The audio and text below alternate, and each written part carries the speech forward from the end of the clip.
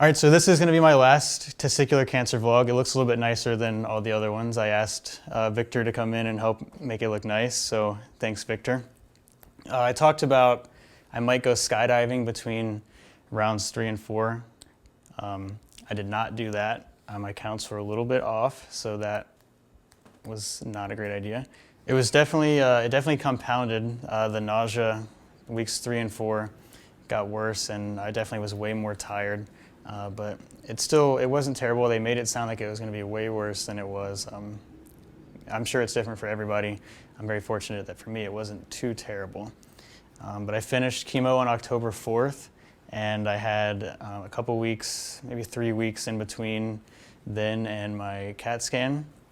I had my CAT scan on October 24th, and then I had my appointment with Dr. Fleming on October 25th when he told me that my tumor had shrunk, but it hadn't shrunk quite enough to be 100% certain that it had all gone away.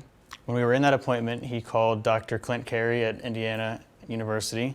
So I flew out on November 5th to Indiana, and I had my consult with Dr. Carey on November 6th, and then November 7th I had my surgery, bright and early. But the surgery happened, and I stayed in the hospital until Sunday.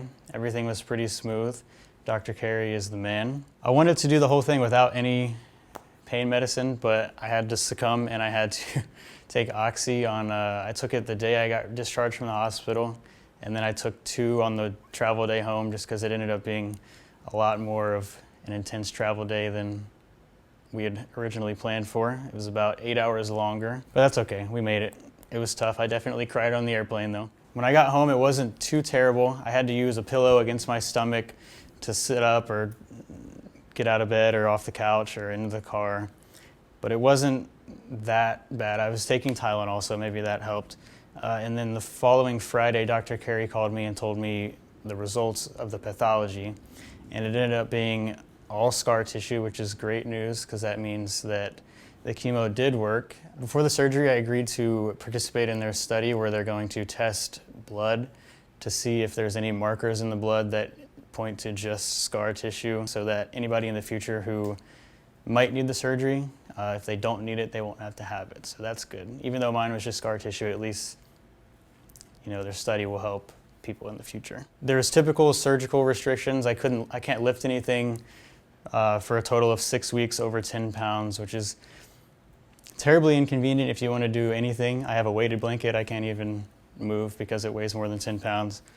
My hair started growing back about right after surgery ended. It seems like it's a different color. There's some debate between myself and my family about what color it actually is. I think it's blonde, they think it's brown. We'll see when it grows out a little bit more. Honestly, for me, the pain of the surgery is temporary and the exhaustion from the chemo only lasts so long. But the worst part has been the absolute boredom.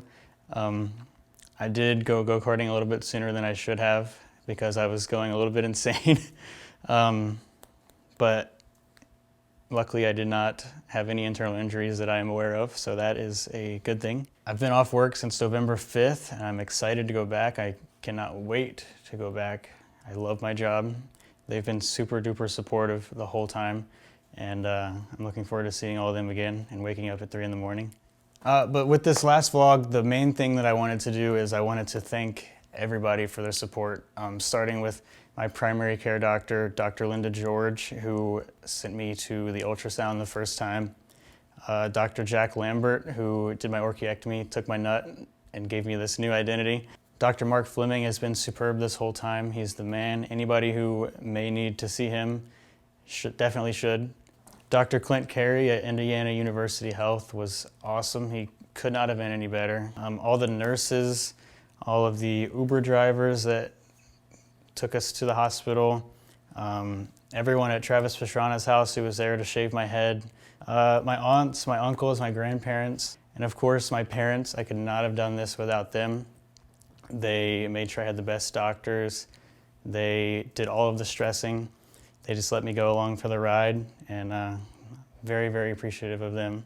Anybody who knows me knows that now that I have one nut, this is kind of my new identity. I'm going to be joking about it for as long as I find it funny.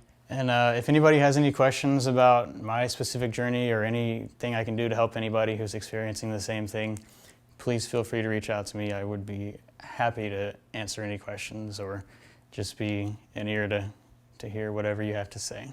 Overall, as far as bad goes, I've had it pretty good, which I'm very thankful for. I know people have had it a lot worse, and I'm fortunate that my journey has been relatively easy. I think that's due in part to a lot of the people around me have had a positive mental attitude, which has helped me.